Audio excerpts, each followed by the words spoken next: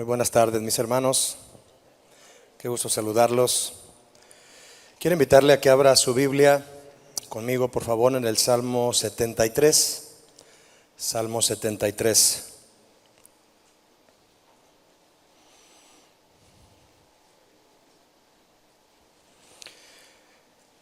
Si me permite, voy a leer los primeros 3 versículos y comenzamos el tema de esta tarde. Dice así la palabra del Señor en el Salmo 73, verso 1.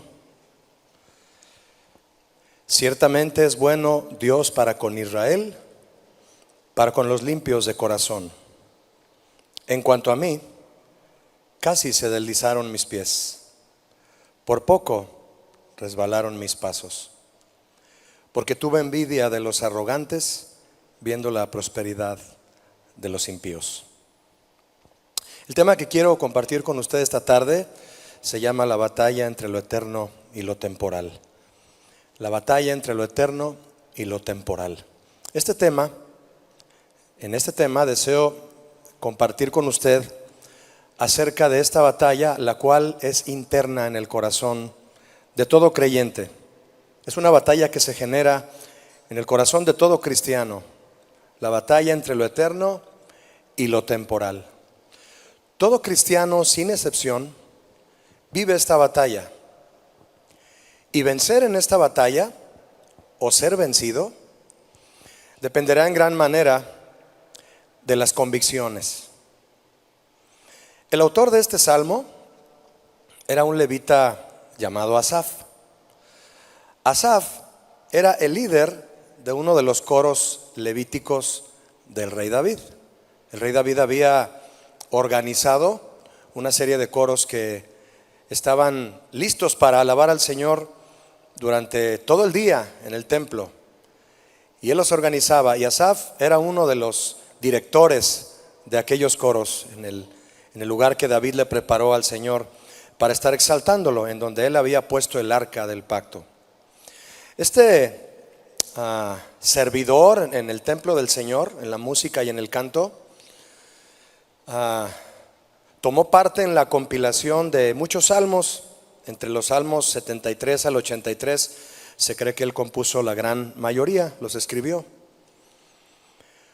Como todo creyente, hijo de Dios, Asaf era un ser humano expuesto a la misma batalla interna espiritual, la batalla en la mente, a la que todo hijo de Dios, cristiano, nacido de nuevo, está expuesto.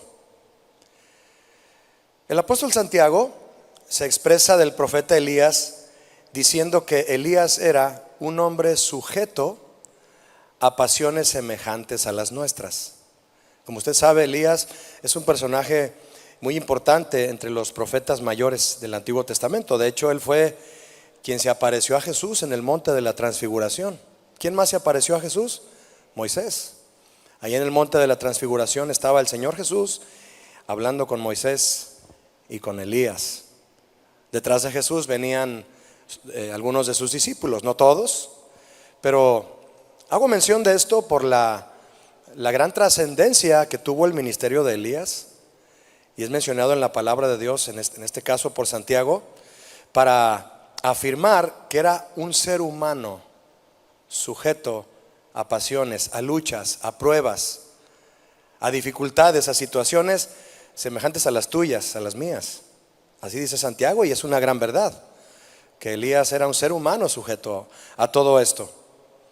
Y aún así dice Santiago que él oró, y el Señor hizo grandes prodigios a través de Elías. Aún con todo y los grandes prodigios que Elías hizo en el poder de Dios, Elías sufría y estuvo sujeto a las mismas sensaciones y flaquezas que todos los hijos de Dios experimentan. ¿Usted experimenta flaquezas y tiempos de dificultad? ¿Cierto o no? Todos, ¿verdad? Pues también Elías los tenía, también Asaf. Algunos cristianos que no tienen un lugar de servicio directo en la iglesia llegan a pensar que quienes sí lo tienen no pasan por peripecias espirituales o terrenales, por dificultades, que no tienen batallas o situaciones difíciles, pero ya vimos que Elías y Asaf experimentaban esta batalla, al igual que todos los hijos de Dios la tenemos, todos. Fíjese en los versículos 2 y 3 del Salmo 73. Creo que hoy no tenemos la palabra de Dios en la pantalla, pero si usted trae su Biblia, puede leerlo o escucharlo con mucha atención, por favor. Voy a leer nuevamente los versos 2 y 3 del Salmo 73. Asaf, escribiendo, cantando, expresa lo siguiente: en cuanto a mí. ¿Por qué dice en cuanto a mí? Yo, en lo personal.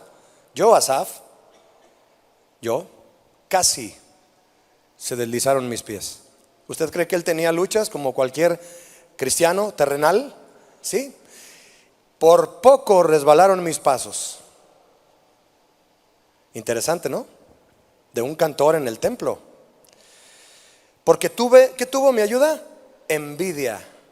Tuvo envidia de los arrogantes. Empezó a poner sus ojos en gente que no amaba a Dios. Puso sus ojos y tuvo envidia, imagínense. Viendo la prosperidad de quienes no aman a Dios, de los impíos. Las expresiones de Asaf lo muestran fluctuante, ¿cierto? Lo muestran con debilidad y titubeante en su fe. Así es. Fíjese, lo muestran así hasta el grado en que le pareció tentadora la riqueza de los impíos. Y Asaf deseó estar en su lugar. Vio pasar un carruaje de alguien muy rico que de manera no muy lícita lo había conseguido. Como hoy hay mucha gente que se enriquece de manera ilícita, ¿verdad? Lo vio pasar y le llamó la atención. Yo creo que venía del templo de dirigir las alabanzas y vio ese carruaje y le llamó la atención y empezó a flaquear ahí. Dijo: me gustaría tener ese carruaje, me gustaría tener esa ropa, me gustaría. Y al poner sus ojos en eso, empezó a correr peligro su alma. Lo muestran con debilidad, titubeante en su fe, hasta el grado, repito, que le pareció tentadora la riqueza de los impíos y deseaba estar ahí. Deseaba estar en el lugar de ese impío que tenía todo eso. Asaf, siendo un hombre dedicado, consagrado, centrado en las cosas del Señor y un siervo activo en el templo, cantor y compositor de alabanzas, vivía esta batalla en su mente entre lo eterno y lo temporal. Servía al Señor en las cosas eternas y con sus ojos miraba cosas materiales, temporales, y comenzó una lucha en él y casi se deslizaron sus pies. Una batalla entre lo eterno y lo temporal, al igual que todo cristiano en la actualidad. Y de la misma manera en que hombres de Dios como él, como Asaf y como Elías y muchos otros libraron esta batalla, los cristianos de hoy debemos lograrlo también. ¿Cuántos quieren librar esta batalla todos los días? Todos los días debemos de salir a pelear, mis hermanos, cada día, hasta cruzar un día la meta, dejando atrás todo lo temporal y vivir para siempre en lo eterno con el Señor. ¿Cuántos quieren eso aquí? Sí, yo quiero lo eterno, lo que va a durar para siempre. Amén. Y nunca estará por demás, lo hemos hecho hace unos momentos, ¿verdad? Con el pastor Sergio guiándonos. Nunca va a estar por demás que oremos unos por otros. Siempre que te acuerdes de alguien, ora y dile al Señor: Señor, fortalece a esta persona, a mi amigo, a mi cuñado, a mi compañero, a mi jefe, porque lo he visto cabizbajo, lo he visto debilitado. Hay que pedir unos por otros para que todos salgamos vencedores. En el verso 1 de este salmo, mire qué proclamación tan importante hace Asaf ante todo. Verso 1, si lo tiene ahí abierto, dice: ciertamente es bueno Dios para con Israel, para con los limpios de corazón. Fíjese lo que está afirmando en primer lugar, ante todo, Asaf aquí. Antes de examinar la batalla de este salmista, quiero invitarle a que examinemos primero su convicción central. Esta es su convicción central, la cual debe ser la convicción central de tu vida y de la mía, representada en estas pocas palabras. Si no es nuestra convicción central, mis hermanos, no libraremos la batalla. Asaf casi casi resbaló, casi dejó al Señor, pero no lo dejó. Asaf dice aquí en este versículo 1, si lo estás leyendo o si ponemos atención, dice: ciertamente es bueno Dios. Diga conmigo, ciertamente. Mire qué importante es hablar así, qué importante es expresarse así. Que este lenguaje esté en tu boca, esté en la mía, como hijos de Dios. Estoy seguro que Dios es bueno para con su pueblo, para con los limpios de corazón. ¿Cuántos dicen amén a eso? Así como Asaf, tú y yo decimos, así es. Ciertamente es una palabra que literalmente significa de forma segura, en verdad, en efecto, sin duda, Dios es bueno. La palabra ciertamente muestra que Asaf tenía arraigada, escúcheme, en su corazón la convicción firme de quién es el Señor. No sé si tú la tienes. Asaf ha conocido al Señor y ha experimentado su bondad y su misericordia. Asaf era salvo. Asaf era salvo, era hijo de Dios, y de eso él no tenía duda. ¿Qué significa tener convicción, mis hermanos? Significa estar plenamente convencido de algo. Viene de convencido, convencer, convicción. Una convicción es la seguridad que se tiene de una verdad, la cual se arraiga en la mente y en el corazón, y nadie te la mueve, nadie te la quita, nadie te la arranca. Es inamovible a pesar de las circunstancias adversas. Eso es una convicción firme en tu corazón. Una verdad que tienes ahí dentro en tu mente, en todo tu ser, y nadie te la puede quitar. ¿Cuántos tienen fe aquí? ¿Sabías que nos pueden quitar todo menos eso? Nadie te puede quitar tu fe. Nadie. Ninguna ley. Nadie. Asaf expresa la convicción central de su vida. Ciertamente, estoy seguro, el Señor es bueno para con Israel, para con los limpios de corazón. Mire, en el Antiguo Testamento, usted sabe que todo el Antiguo Testamento es antes de que Cristo viniera. Por lo tanto, para ellos hablar de salvación era algo muy especial, con una perspectiva diferente a partir de que Cristo vino a salvarnos.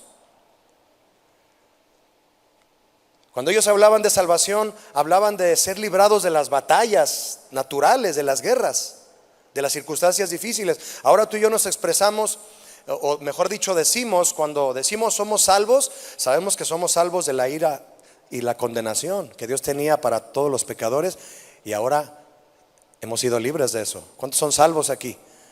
No hay más condenación para los que están ¿en quién? En Cristo Jesús. En el Antiguo Testamento, y esencialmente en las expresiones poéticas de los salmos, la bondad de Dios, su misericordia, es la fuente de la salvación.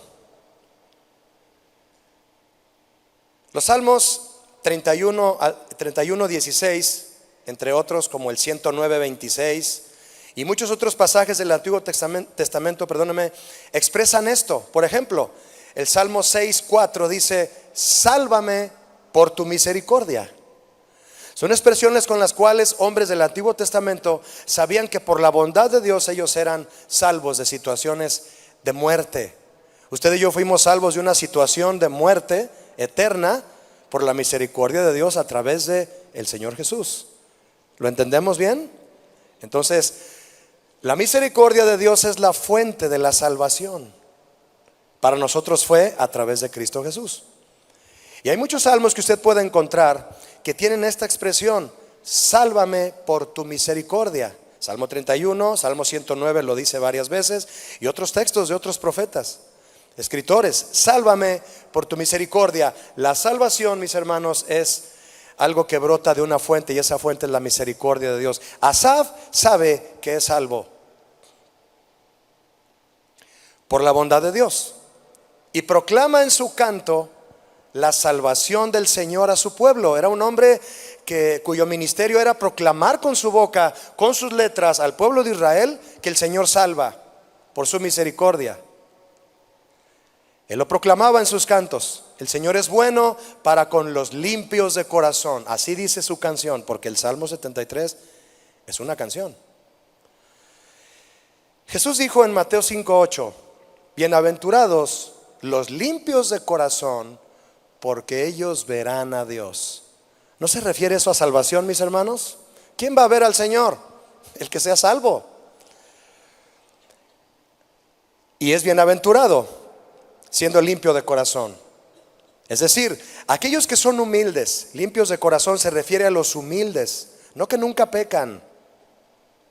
Y si pecan no es a propósito. Saben que es accidentalmente y de inmediato se arrepienten. Aquellos son limpios de corazón, son humildes, reconocen su pecado y su necesidad de salvación. Para con ellos el Señor es bueno y los salva. Asaf contaba con la convicción más importante de su vida. Por eso dice: casi se deslizaron mis pies. No se deslizó, no perdió su fe, no se alejó del Señor, no dejó la iglesia, no dejó de dirigir cantos, no dejó de servir al Señor. Volvió de nuevo por la misericordia de Dios. Sabía que el Señor lo había salvado. Contaba con la convicción más importante de su vida. Yo le pregunto, ¿usted esta tarde tiene esa convicción central en su corazón? No tiene que responderme. ¿Está bien si lo hace? ¿Es usted salvo? Contéstese a usted mismo. ¿Es usted salvo? Usted puede decir como Asaf: ciertamente, ciertamente. El apóstol Pablo en 2 Corintios capítulo 6 verso 2, yo se lo leo con mucho gusto, refiriendo la profecía de Isaías, habiendo sido escrita en el 49:8 de Isaías, él les dijo a los corintios, Pablo les dijo esto: escúcheme, he aquí ahora, diga conmigo ahora, o sea hoy 14 de diciembre. ¿Sí es 14? Sí, ¿verdad? Hoy 14 de diciembre del 2024 es el tiempo aceptable, dice Pablo. He aquí ahora el día de salvación. Hoy. ¿Cuántos dan gracias por la misericordia de Dios hasta hoy? Así es, pero búscalo mientras pueda ser hallado. Clama a Él en tanto que está cercano, dice la palabra de Dios. Si usted hoy no se siente seguro de estar viviendo sobre la firme convicción de ser salvo, la Biblia dice que hoy es el día de salvación. Si alguien vino aquí por primera vez y no tienes la convicción de ser salvo, hoy el Señor te puede dar esa convicción, porque el Señor es bueno para con los limpios de corazón, para con los que reconocen su necesidad, Él los salva. Hoy es el día de comenzar a vivir firme sobre la convicción de ser salvo por la bondad del Señor. Fíjese, mucha gente acude a las iglesias y cristianas, pero sin estar viviendo sobre la convicción firme de la salvación. ¿Usted cree que haya gente que vaya a las iglesias sin la convicción de la salvación? Sí los hay. Por eso a quienes el Señor nos pone en la responsabilidad de predicar el evangelio, tenemos la obligación, mis hermanos, por amor al Señor, de estar llamando a la gente al arrepentimiento, como lo hacía Juan el Bautista. Arrepentíos, porque el reino de los cielos se ha acercado.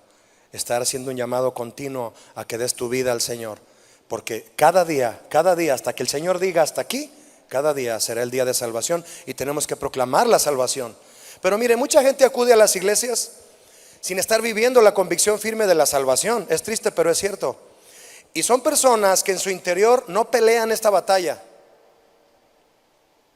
Son personas que en su interior no hay una batalla entre lo eterno y lo temporal, porque no la distinguen. No hay en ellos una batalla entre lo eterno y lo temporal. Su vida es simplemente terrenal, como la de cualquier ser humano sin Dios, con la única diferencia en que asisten a la iglesia 1 o 2 veces por semana. Pero no hay en ellos una batalla interior entre lo temporal y lo eterno, no la distinguen. Mire, el creyente que solo es religioso, ¿cómo le describo esto que acabo de decir? ¿Cuál es el creyente religioso? El que solo va a la iglesia y no tiene convicción de salvación. Podríamos decir que eso, entre muchas otras cosas, es un creyente religioso. El creyente que solo es religioso que no ha nacido de nuevo y no tiene convicción de salvación, no tiene ninguna batalla espiritual, porque no distingue y no tiene ningún conflicto interno entre lo eterno y lo temporal. Se enreda en lo terrenal y no tiene problema.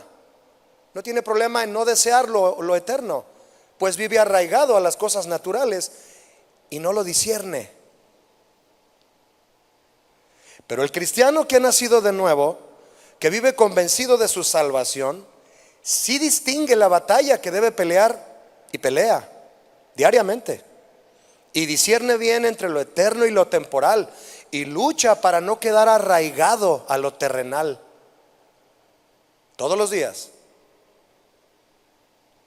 Mire usted, Asaf sirviendo en el templo, sale del templo y se le antoja algo y empieza a tener envidia de aquel que lo tiene y él no lo tiene.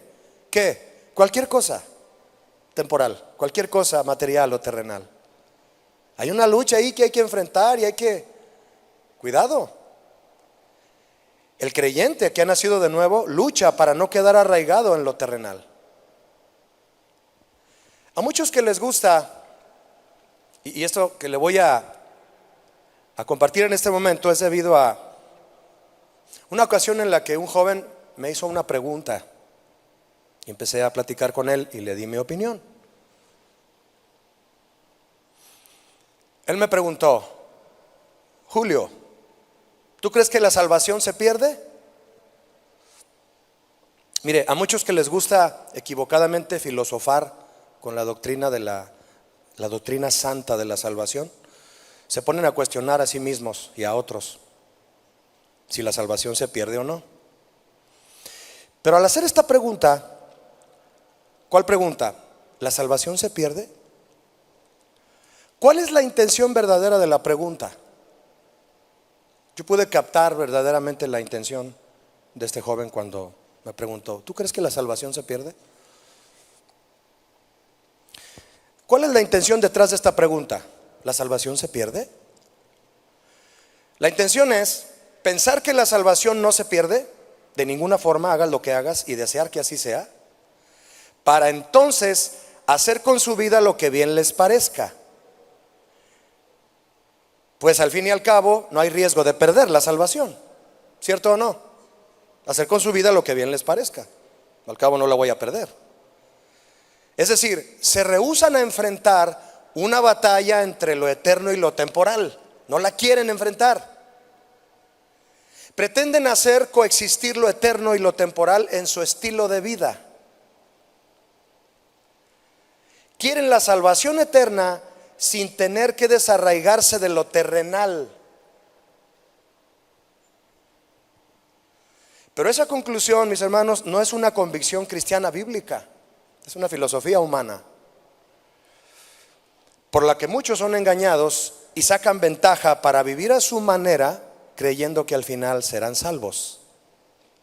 ¿Está conmigo? Esta filosofía consiste realmente, le voy a decir qué esconde realmente. Esta filosofía realmente consiste en aceptar que la sangre de Cristo los limpia del pecado y les da salvación, para luego pisotear a Jesús y tener por inmunda su sangre sin ninguna consecuencia. ¿Por qué le digo esto? Porque así lo enseña Hebreos. Cuando usted lo lea en su casa, es en Hebreos 10, 26 al 29. Así dice la palabra de Dios: que si después de haber recibido el conocimiento de la verdad, ya sabes qué es pecado y qué no es, te atreves a pecar voluntariamente, es como pisotear a Jesús y tener por inmunda su sangre. Jesús dijo: mas el que persevere hasta el fin, este será salvo. ¿Cuántos dicen amén a Jesús? Ese será salvo. ¿El que persevere hasta cuándo? Según Jesús, ¿quién será salvo? ¿El creyente que haga con su vida lo que quiera, o el creyente cristiano que persevere hasta el fin? El que persevere hasta el fin. ¿Y qué es perseverar, mis hermanos? Esforzarse en vivir la vida como Jesús quiere. Ese será salvo. Entonces la pregunta correcta no es: ¿la salvación se pierde? Porque al preguntar eso, lo que realmente quieres saber es si te puedes ir a vivir la vida loca y al final irte al cielo. Así le dije yo a este joven. Lo que quieres saber es que no se pierde. Quieres que te diga que no se pierde para poder irte a vivir la vida como la vive Ricky Martin y después irte al cielo. La pregunta correcta no es: ¿la salvación se pierde? Mis hermanos, la pregunta correcta es: ¿tienes la salvación? Esa es la pregunta correcta. Yo se lo dije a él. No me preguntes eso, pregúntate tú: ¿tengo la salvación? Esa es la pregunta correcta. ¿Tienes la salvación? ¿Quién dice amén aquí? ¿Y cuál sería la intención de esta pregunta? Pues saber si la tienes. Porque eso es lo que es realmente importante de saber. Saber si tienes la salvación. Y si respondes sí, Jesús me salvó, tengo su salvación, entonces la conclusión bíblica es: cuídala. Persevera hasta el fin. ¿De qué me sirve saber si la salvación se pierde si ni siquiera la tengo? Saber que soy salvo por la vía bíblica, según Juan 3:16, porque le dije sí a Jesús, creo en ti para salvación, le pedí lavar mis pecados y de ahí en adelante vivir agradándole a Él, perseverando hasta el fin. Eso es una convicción cristiana bíblica. El que anda preguntando si la salvación se pierde es porque quiere conseguir lo eterno sin desarraigarse de lo temporal, y lo más seguro es que no tenga la salvación. Pero el que ha recibido la salvación del Señor vive ocupado en su salvación, como dice Pablo a los Filipenses, ocupándose en su salvación con temor y temblor, no jugando al cristiano.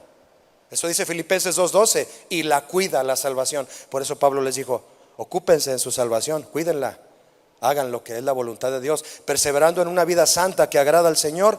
Y este es a quien no lo cautiva lo temporal y vive deseando y esperando lo eterno. Vaya conmigo, si está leyendo ahí en su dispositivo, su Biblia, el Salmo 73, vea conmigo el verso 2. En cuanto a mí, dice Asaf, casi se deslizaron mis pies, por poco resbalaron mis pasos, porque tuve envidia de los arrogantes viendo la prosperidad de los impíos. Mis hermanos, la convicción de salvación anidaba en el espíritu de Asaf.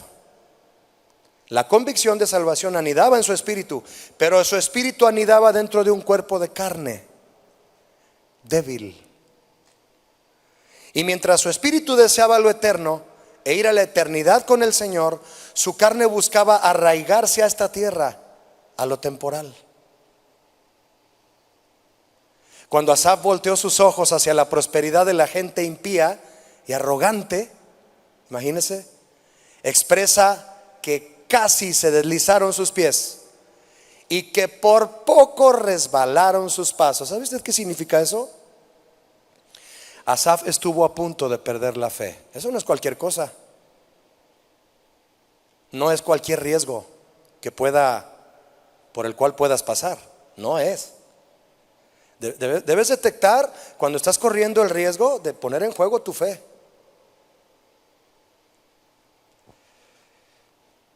El apóstol Pablo le dijo a Timoteo en la primera carta, capítulo 6, verso 10: porque raíz de todos los males es el amor al dinero, el cual codiciando algunos se extraviaron. Diga conmigo, se extraviaron de la fe. ¿Qué significa eso? ¿Me lo explica? Dejaron al Señor. ¿Por qué dejaron al Señor? Por amor al dinero. Así de fácil y así de terrible. Y fueron traspasados de muchos dolores. La codicia ha hecho a muchos extraviarse de la fe. Sí.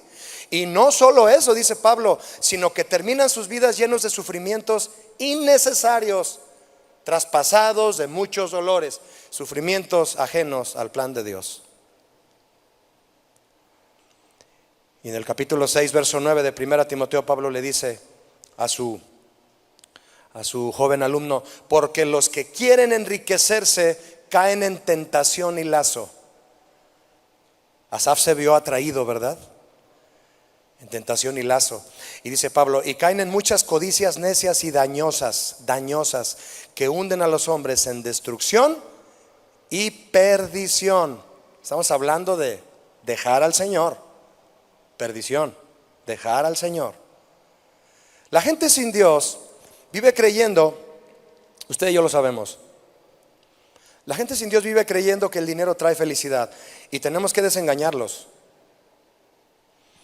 Quienes deciden correr tras el dinero quedan atrapados en un ciclo sin fin, que solo termina en ruina y destrucción, dice el apóstol Pablo. Yo le pregunto a usted, ¿usted cree que un hijo de Dios puede ser tentado por el amor al dinero? Sí, Asaf lo fue. Asaf lo fue tentado. ¿Y cómo puede un hijo de Dios mantenerse alejado del amor al dinero? ¿Cree usted que sea importante meditar en eso? ¿Cuántos creen que es importante? Meditar en una instrucción bíblica que me diga cómo alejarme del amor al dinero. Vaya que me gustaría, ¿no? Dese un tiempo, mi hermano, en casa. No podemos leerlo todo ahora. Dese un tiempo y lea en casa el capítulo 6, todo. Si usted es tan amable, de 1 Timoteo, anote ahí, lea el capítulo 6 cuando llegue a casa, y usted va a encontrar por lo menos 6 instrucciones prácticas para alejarse del amor al dinero. Yo solo se las voy a compartir de manera ágil. Van a quedar grabadas, usted puede volver a escucharlas, las corrobora en el capítulo 6 y medita. Medita más de lo que usted puede meditar hoy, cuando lea en casa. Instrucciones que Pablo le da a Timoteo en el capítulo 6 de la primera carta para alejarse del amor al dinero. Número 1, tome conciencia de que un día todas las riquezas desaparecerán. Tome conciencia. Número 2, conténtese con lo que tiene. Amén. Número 3, cuídese con lo que esté pensando hacer para tener más dinero. Ame a la gente más que al dinero. Ahí dice, usted lo va a ver. Ame la obra de Dios más que al dinero. Y comparta libremente con otros lo que usted tiene. Hablo del dinero. Después que Pablo enseña a Timoteo en este tema, mire lo que le dijo enseguida en el verso 11 de 1 Timoteo 6, se lo leo también. Inmediatamente de que le enseña del amor al dinero y de todo esto, mire lo que le dice 1 Timoteo 6, 11. Mas tú, hombre de Dios. ¿Cuántos hombres y mujeres de Dios hay aquí? Sí, porque somos de Él, le pertenecemos. Huye de estas cosas y sigue. No te detengas como Asaf, que se le quedó viendo al carruaje, ¿verdad? Ay, yo ando en camión y ya ni dinero trae la tarjeta. Y le dice a Timoteo, huye de estas cosas y no te detengas. No te detengas. Asaf tal vez se detuvo y vio todo el desfile. Se fue a un lugar, no sé a qué avenida en Israel se fue a parar ahí, ¿verdad? Hay avenidas en ciudades de Estados Unidos donde hacen un derroche de pecado y de demostración material, de degeneración. Y la gente va a eso, a esas calles, a mostrar, a codiciar. ¿Frente a qué se habrá parado Asaf para decir, quisiera tener eso, quisiera eso, tuvo envidia? Pablo le dice a Timoteo, huye de estas cosas y sigue la justicia, la piedad, la fe, el amor, la paciencia y la mansedumbre. Todas estas cosas, mi hermano, no son temporales, son eternas. ¿Qué es lo que Pablo le dice a Timoteo que debe perseguir? Los valores eternos, la justicia, la piedad, la fe, el amor, la paciencia y la mansedumbre. Aún siendo un hijo y siervo de Dios, tendrás una lucha interna que pelear. Discierne bien. Desarráigate de lo temporal y persigue lo eterno. ¿Cuántos dicen amén a esto? Le dijo a Timoteo, huye de estas cosas y sigue los valores eternos: justicia, piedad, fe, amor, paciencia y mansedumbre. ¿Necesitamos esto, mi hermano? Urgentemente, ¿no lo cree? Y mire lo que le dice en el verso 12, 1 Timoteo 6:12, le dice a Timoteo: pelea la buena batalla de la fe. ¿Cuántos quieren decirlo en voz alta conmigo? Pelea la buena batalla de la fe. ¿Cuándo? Diario. Diario. Y mire lo que le dice enseguida: echa mano de la vida eterna. Piensa en lo eterno, Timoteo. Ya tómalo con fe, es tuyo. No te arraigues a lo natural, a lo terrenal. Echa mano de la vida eterna. No te estés peleando por esa herencia.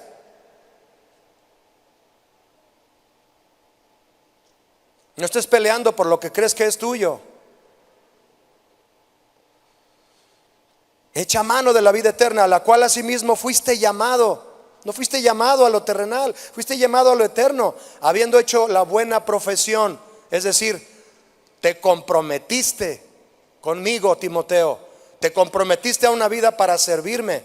La buena profesión delante de muchos testigos. Muchos te están viendo, Timoteo. Muchos están viendo que vas a la iglesia. Muchos están viendo que profesas un compromiso con Dios. Así que esos mismos que te están viendo que tienes un compromiso conmigo, están observando si realmente estás echando mano de la vida eterna o estás teniendo envidia de los arrogantes, viendo la prosperidad de los impíos.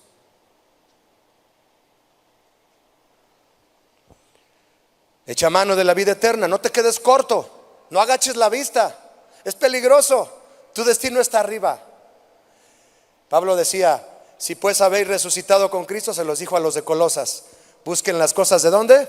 De arriba, donde está Cristo, sentado a la diestra de Dios. ¿Cuántos alaban a Cristo sentado a la diestra de Dios? Hay que alzar la mirada, mis hermanos.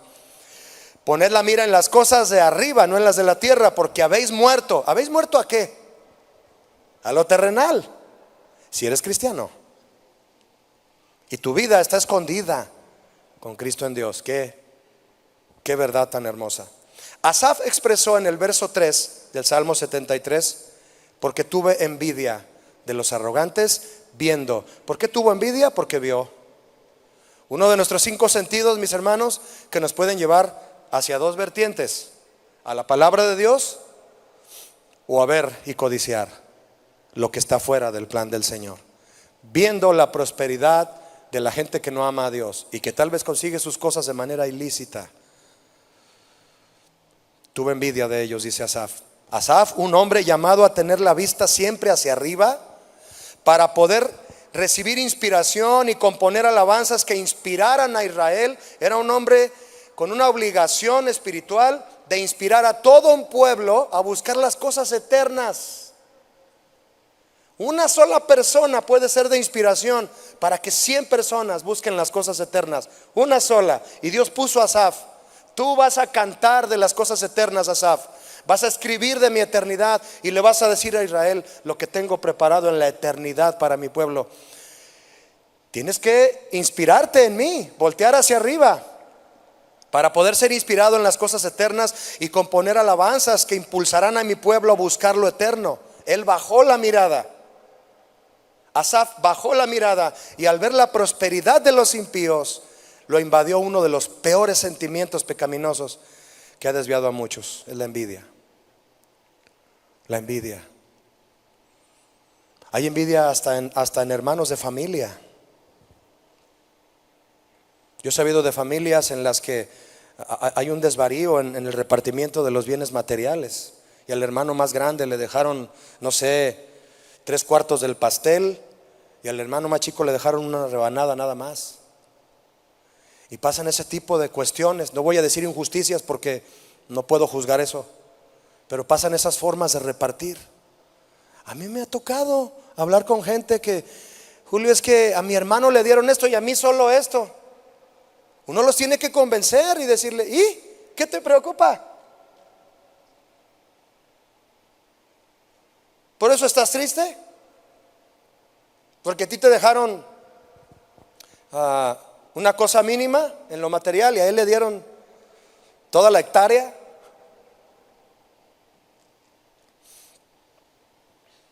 Tuvo envidia. Y le tengo envidia a mi hermano Julio.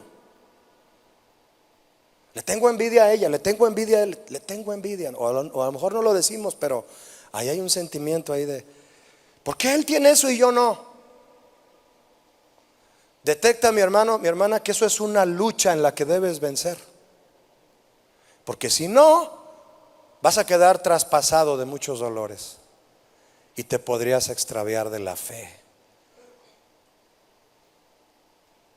por una casilla de 3 millones de pesos. ¿Por qué les da risa? Es que a mí me tocaba esa casa, Julio. ¿Ah, sí? ¿Y qué tal si el Señor te guardó? ¿Qué tal si recibes la casa y te apartas de Él? ¿No? El Señor sabe. ¿Sí o no sabe? Él nos cuida, mi hermano. Filipenses 4:19 dice el apóstol Pablo: mi Dios pues suplirá todo lo que os falte conforme a sus riquezas en gloria en Cristo Jesús. Esta promesa marca, mis hermanos, sabiamente la diferencia entre nuestros deseos y nuestras necesidades. La mayoría de las veces en las que nos faltan cosas no son materiales, son espirituales. El Señor siempre suplirá al justo el pan que necesite, al justo el pan que necesite. Su bodega de riquezas naturales no se acaba, hay pan del Señor. Así decía el rey David: joven fui y envejecido, y no he visto a un justo mendigando pan, ni su descendencia tampoco la he visto mendigando pan. No he visto al justo desamparado, decía el rey David. La bodega de pan del Señor siempre está llena. Jesús solo dijo una oración, dijo unas palabras y salieron 12 cestas llenas de pan y peces. ¿De dónde salieron? Ese no es el problema. El pan y los peces no es el problema. Pero también la bodega del Señor de riquezas espirituales también está llena, y es de la que más deberíamos de pedir. Fíjese lo que dice el versículo: mi Dios pues suplirá todo lo que os falte conforme a sus riquezas en riquezas de gloria, no riquezas naturales. No sé cómo haga usted su propio cálculo, mi hermano, pero en el mío, por cada cosa material que podríamos necesitar, en lo espiritual necesitamos 10. Vea lo que dice el verso 4, si es tan amable, del Salmo 73. Dice Asaf: porque no tienen congojas. O sea, se quedó pensativo y seguía escribiendo de lo que veía en la gente del mundo que no tiene a Dios y que tiene todo lo que necesitan materialmente o más allá. Dice: no tienen congojas, no se preocupan por su muerte, pues su vigor está entero. Tienen fuerza y tienen para comer y tienen para rato. Fíjese hasta dónde se fue la mente de Asaf. ¿Hasta dónde se fue? Como decimos, se fue al monte allá. Se le fueron las cabras allá, hasta allá se fue. Dice el verso 3: no pasan trabajos como los otros mortales, ni son azotados como los demás hombres. Claro, habla de aquellos que tienen cosas y quién sabe cómo las consiguieron, ¿verdad? Pero en ellos puso sus ojos y empezó a envidiar. Al expresar esto, Asaf ya estaba permitiendo que la duda empezara a minar, a carcomer, a picar y a demoler los cimientos de su convicción. Lo contrario a la fe es la duda. Y el creyente que duda, dice Santiago, es como una ola del mar que la lleva el aire para donde quiere, arrastrada y echada de una parte a otra. Así es el que duda. Primero se siente bien, se siente seguro en Dios, y luego anda renegando de Dios, y luego viene a la iglesia, y luego dura un mes sin venir. El que duda así es. Así andaba el pobre de Asaf, y era director de alabanza. Mientras que la convicción genera seguridad al corazón, la duda hace lo contrario. La duda hace tambalear al corazón y lo debilita en la lucha contra lo temporal. El verso 12 de Asaf en el Salmo 73 dice: he aquí estos impíos, sin ser turbados del mundo, alcanzaron riquezas. Mira cuánto tienen. ¿Por qué tienen tanto y yo no? Dice el 13: verdaderamente, mire lo que dijo. ¿Usted ha dicho esto alguna vez? No me responda a mí,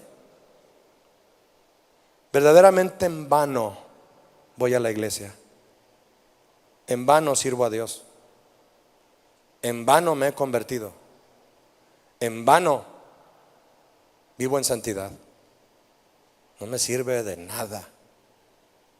No, estaba mal Asaf. En vano he limpiado mi corazón y lavado mis manos con inocencia. No, estaba en el borde del precipicio, mi hermano. Pues he sido azotado todo el día. ¿En qué trabajaba? ¿Quién sabe? Y castigado todas las mañanas. Tal vez quería ganar más dinero, quería que le subieran el salario. Empezó a compararse, empezó a decir: ¿por qué tengo esta vida?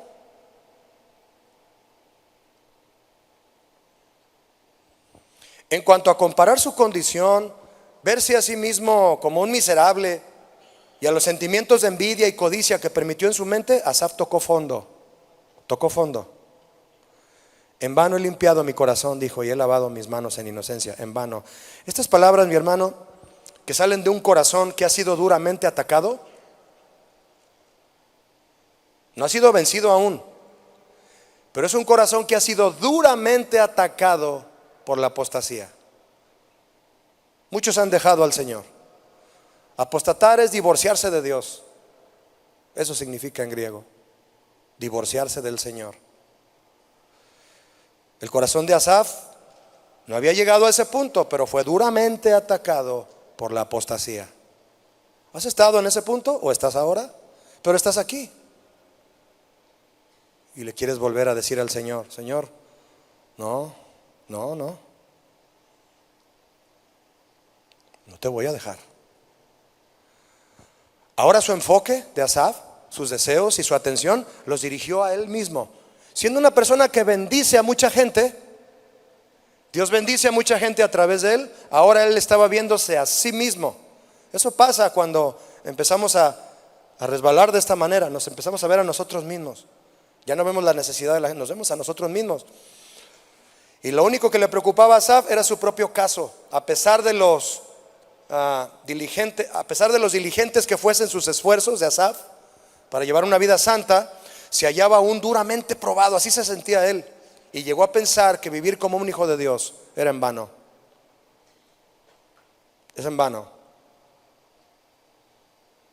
En el verso 21 dice: se llenó de amargura mi alma. Le dije que tocó fondo, ¿verdad? Se llenó de amargura mi alma y mi corazón sentía punzadas. Envidia, codicia, no tengo esto, ¿por qué no lo tengo? Sentimientos peligrosos. Punzadas. La amargura, mis hermanos, impide que la gente piense con claridad. ¿Conoce usted a alguien así? Y la amargura conduce a precipitadas generalizaciones. Te hace sacar conclusiones muy erróneas, que no son completamente exactas,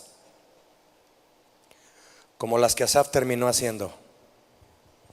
¿Qué estoy haciendo sirviendo a Dios? ¿Qué estoy haciendo guardándome de no pecar? ¿Qué estoy haciendo de lavar mis manos en inocencia? ¿Para qué? Pero el Señor nunca dejó de mirarlo. ¿Cuántos sean gracias a Dios por su mirada sobre nosotros? Nunca dejó de mirar a Asaf. Como te está viendo a ti hoy, como me ve a mí también. Si es que usted está en esta batalla entre lo eterno y lo temporal, y usted necesita la ayuda del Señor como la necesitaba Asaf, para no quedar atrapado en las arenas movedizas de la autoconmiseración, de la envidia, de la codicia, de la duda, a la orilla del abismo de la apostasía. A la orilla del abismo de la apostasía, del cual muchos ya no vuelven. En el verso 17 del mismo salmo dice Asaf: hasta que entrando en el santuario de Dios comprendí el fin de ellos. Digamos todos en voz alta en alabanza al Señor, mis hermanos: hasta que entrando en el santuario de Dios. ¿Cuántos dan gracias a Dios por la presencia de Dios en nuestras vidas?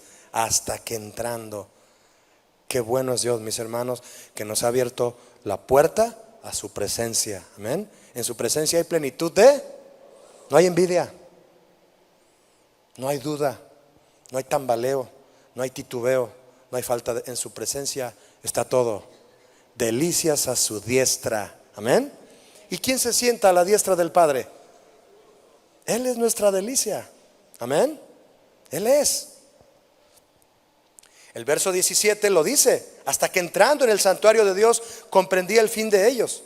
¿Cuál es el único lugar, mi hermano, donde los ojos del ciego son abiertos? Donde los oídos del sordo comienzan a oír y abrirle paso a la fe, porque la fe viene por el oír. ¿Cuál es el lugar donde el corazón se llena de paz y seguridad hasta rebosar? Donde el entendimiento es renovado. ¿Cuál es ese lugar donde el espíritu es purificado y fortalecido para vencer la batalla diaria de la fe? ¿Cuál es ese lugar? Diga conmigo: el santuario del Señor, su presencia. Amén. Su presencia. ¿Has estado en su presencia? Yo sé que sí. Cuando venimos a la iglesia dispuestos en la alabanza y atentos a la palabra, salimos fortalecidos, ¿cierto o no? Salimos así como si te hubieran dado un chocomilk. Te sientes como Pancho Pantera. Pero allá afuera en la calle, en el trabajo, en casa, hay un santuario en el que podemos no solo entrar y pedir fortaleza al Señor en oración, sino vivir refugiados en Él, rodeados de su presencia, porque su presencia va contigo, ¿sabías? Moisés le dijo al Señor cuando iban a salir de Egipto: si tu presencia no va con nosotros, no nos saques de aquí. ¿Cuántos dicen esto este día? Sí, así que vamos, mi hermano, y su presencia va con nosotros. Les abrió el mar, les dio una columna de fuego, les dio una nube para el calor. El Señor está contigo. Amén. Refugiado en Él puedes estar, rodeado de su presencia y fortalecido para mantener la victoria en Cristo en todo lo que enfrentas a diario. En la batalla entre lo espiritual y lo natural, no te dejes vencer por esos sentimientos que rodearon a Asaf. Jesús con su sangre nos abrió la puerta del santuario del Señor para entrar con libertad. Y cuando Él enseñó acerca de la oración, nos reveló algo grandioso para nuestro provecho, mis hermanos. Mire lo que Jesús dijo, y quiero hacer énfasis en las últimas palabras de esto que nos enseñó y nos enseña. Está en Mateo 6:6. Dice Jesús: cuando ores, entra en tu aposento, cierra la puerta y ora a tu Padre que está en lo secreto, y tu Padre que ve en lo secreto te recompensará. Muchos se imaginan en esa recompensa. ¿Cuál será esa recompensa? ¿Cuál será? ¿Lo que le pedí? ¿Qué será? Si voy y lo busco ahí en lo secreto, Él me va a recompensar en público. O sea, toda mi familia va a ver lo que Él me va a dar. ¿Cuál sería la recompensa?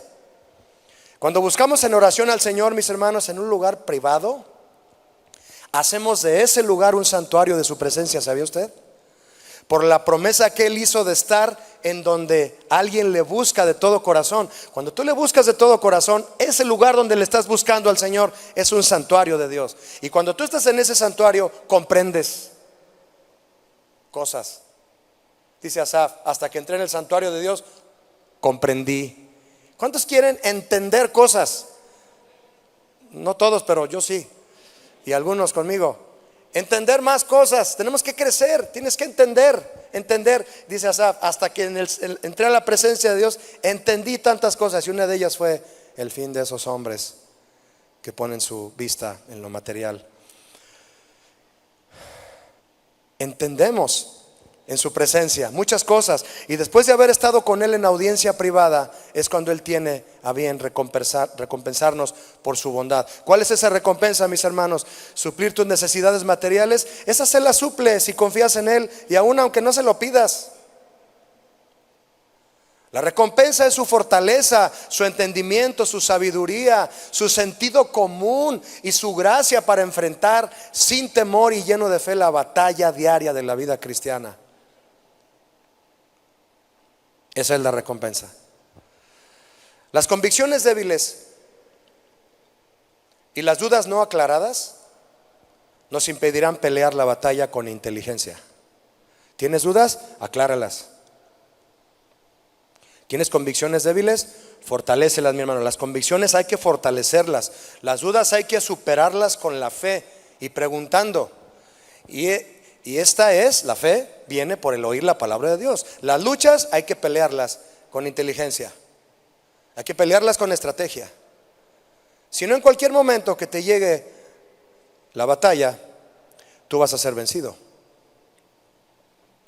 Una vez estando en el santuario del Señor, una vez estando ahí, comienza a ver las cosas claras y a sacar conclusiones contundentes con respecto a lo eterno y lo temporal. Mire usted el verso 18 de Salmo 73. Dice Asaf, ya estando en el templo, así una vez más entrando a la presencia de Dios, dice: ciertamente, otra vez dice ciertamente, es decir, ya entendí algo. Los has puesto en deslizaderos, en asolamientos los harás caer.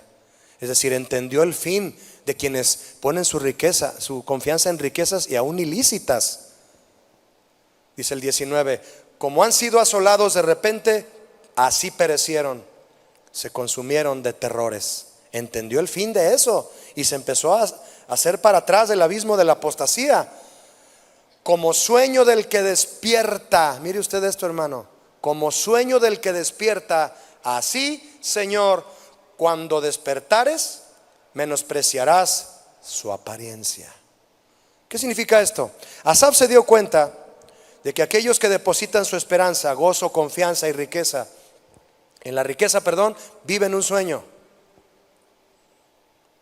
La gente que deposita su confianza en lo material vive un sueño. Un sueño solo existe en la mente del soñador, mis hermanos. No debemos permitir que las metas de nuestra vida sean irreales como un sueño y que despertemos demasiado tarde ante el hecho de que perdimos la realidad, pero de la verdad de Dios. Espero haberme explicado. No quieras dormir un sueño de cosas que son irreales en lo material para ti, porque no las puedes alcanzar. No sea que despiertes ese sueño que jamás se hizo realidad y pierdas las verdades de Dios. Eso se va a convertir en una pesadilla. La felicidad y la esperanza, mis hermanos, pueden ser una realidad. Sí. ¿Cómo, Julio? Dime cómo. La felicidad y la esperanza pueden ser una realidad, pero solo cuando se basan en Dios, no en lo terrenal. Por lo tanto, debemos acercarnos al Señor, mi hermano, tanto como podamos, a fin de ser realistas en cuanto a la vida. Dice el verso 22, para ir a la conclusión: tan torpe era yo. Reconocer, mi hermano, nuestro desvarío es importante a la hora de la batalla para vencer. Tan torpe era yo, dijo Asaf, que no entendía. Una vez más hace énfasis en el entendimiento. Era como una bestia delante de ti. Ya se está arrepintiendo Asaf. Ya está dando pasitos hacia atrás para estar seguro en el refugio de Dios. Y le dice al Señor: con todo, Señor, yo siempre estuve contigo. No te voy a dejar, Señor. Me tomaste de la mano derecha. Me has guiado según tu consejo y después me recibirás. ¿En dónde? En gloria. ¿Cuándo da gracias al Señor por lo que tiene prometido? Amén. Nos recibirá en gloria.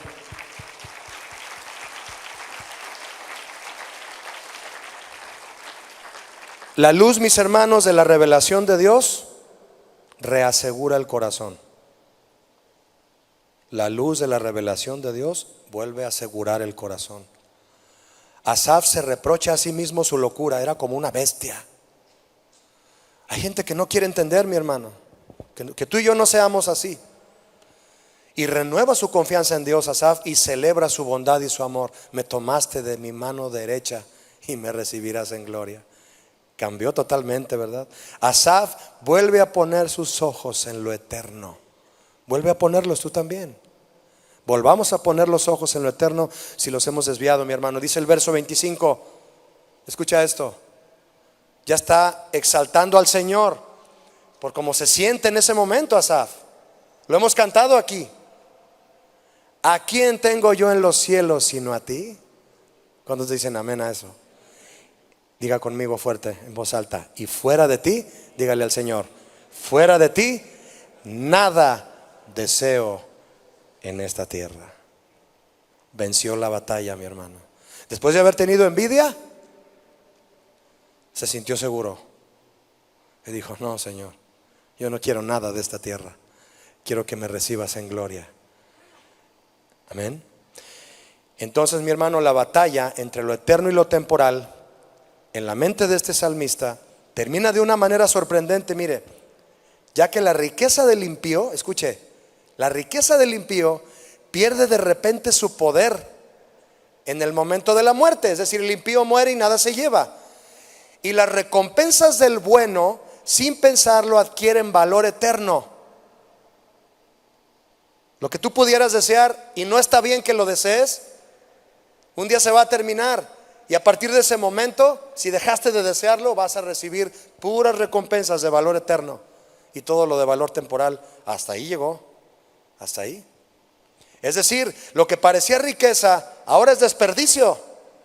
Y lo que parecía no valer la pena, es decir, en vano he limpiado mis manos, en vano soy cristiano, en vano me esfuerzo por vivir en santidad. Eso que parecía no valer la pena porque andabas como bestia, ahora perdura para siempre.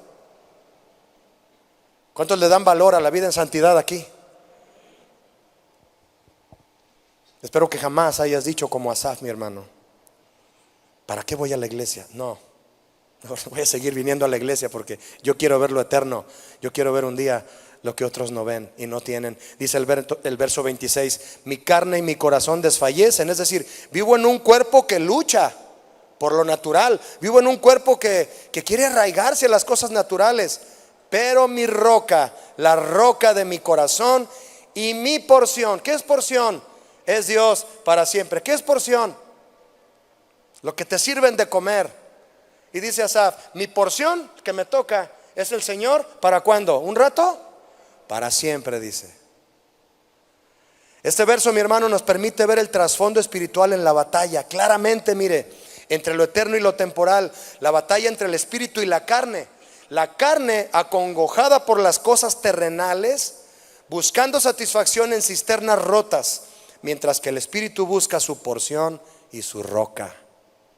Roca, el lugar más estable. Dígame quién es. Es Jesús. Porción, el único bien que te va a satisfacer: el Señor. Amén. Antes de orar, leo solamente, quiero invitar al grupo de alabanza, si es tan amable de pasar. Y antes de orar, si gusta leer conmigo y lo tiene abierto, los versos 27 y 28 del mismo salmo, léalo conmigo, por favor. Dice Asaf al final de su canto: porque he aquí los que se alejan de ti. ¿Qué? Dile al que está a tu lado: no te alejes. Y dile: voy a orar por ti. Sigue leyendo conmigo: tú destruirás a todo aquel que de ti se aparta. Pues claro, es su ley, es el fin, ¿cierto o no? Y lea conmigo el 28: pero en cuanto a mí, ponga su mano en su pecho y diga: pero yo, o sea, yo solo, por usted mismo, usted lo decide, amén. En cuanto a mí, el acercarme a Dios es el bien, amén. He puesto en Jehová el Señor mi esperanza para contar todas tus. Qué hermosa letra. Le damos un aplauso al Señor, amén.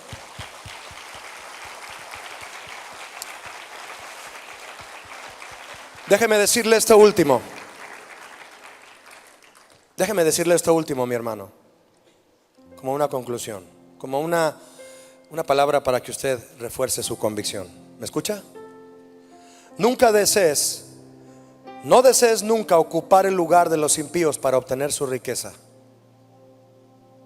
Algún día ellos desearán tener el suyo y poseer, tener el tuyo y poseer tu riqueza eterna. Lo voy a repetir. No desees nunca ocupar el lugar de los impíos para obtener su riqueza. Algún día ellos desearán tener tu lugar y poseer tu riqueza eterna. Amén. Señor, gracias esta tarde. Ora conmigo y dile: gracias, Señor, por volverme a ti. Qué bueno eres, Señor. Tu palabra es hermosa. Tu palabra me cautiva, me seduce. Gracias, Señor. En esta batalla entre lo terrenal, lo temporal y lo eterno, Señor, yo quiero vencer. Yo quiero vencer, Señor. Díselo en voz alta: Señor, enséñame a pelear con fe, con convicción, parado en la roca, porque tú, Señor, eres mi porción. Eres mi porción. ¿A quién tengo yo en los cielos sino a ti, Señor? y fuera de ti nada deseo en la tierra. Nada, Señor. Cambia mi manera de pensar, Señor, si me he desviado. Cambia mi manera de pensar si no voy hacia ti.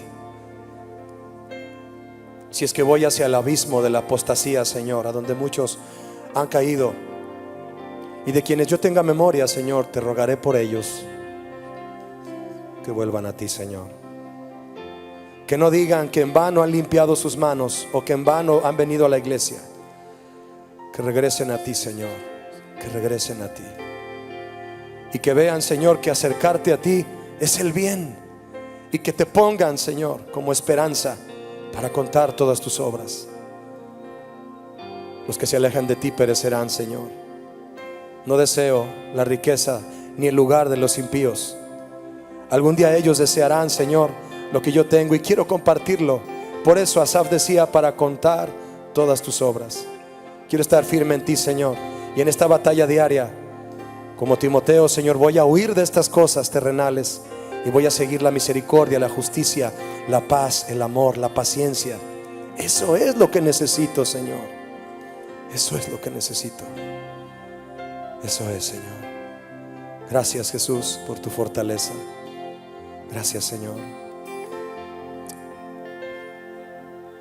Gracias, Jesús. Levanta tu voz conmigo y tus manos y vamos a decirle a Él: quiero buscarte, Señor, de una nueva manera. Díselo con nosotros. Quiero buscarte a ti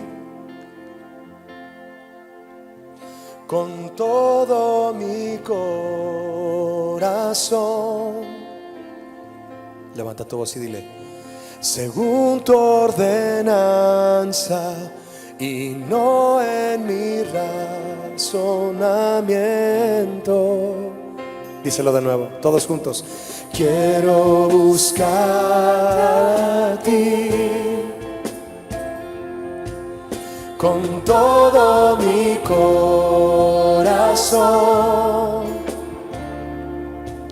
según tu ordenanza y no en mi razonamiento. Dile: purifícame, Señor. Purifícame. Santifícame.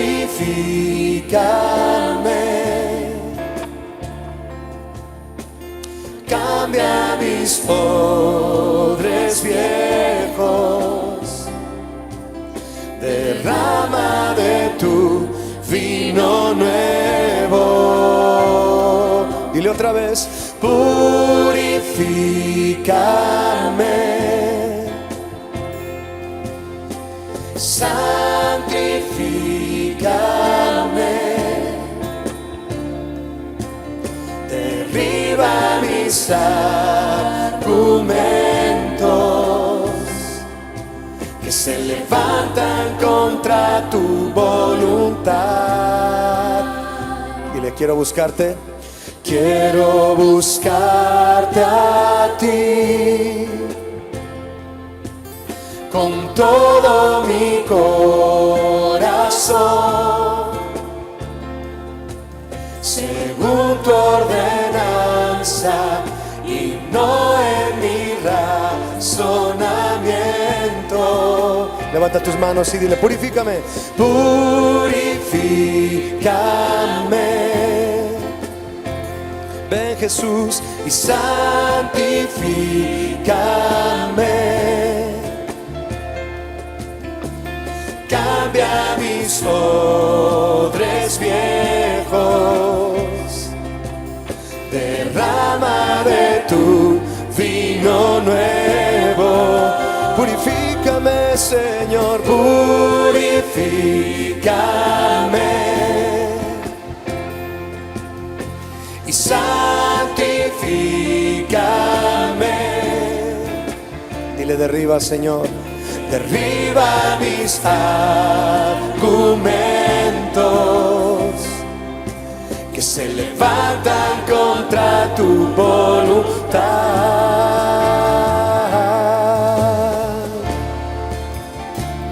Aquí estamos, Señor, clamando a ti, clamando a ti. Purifícanos, renuévanos, Señor. Levanta tu voz una vez más y clama a Él y dile: Señor Jesús, purifícame,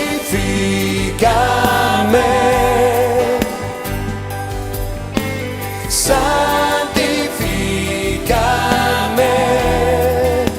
Oh, ven Jesús, cambia mis odres viejos, derrama de tu vino nuevo. Purifícame, sí Señor, santifícame, derriba mis argumentos que se levantan contra tu voluntad.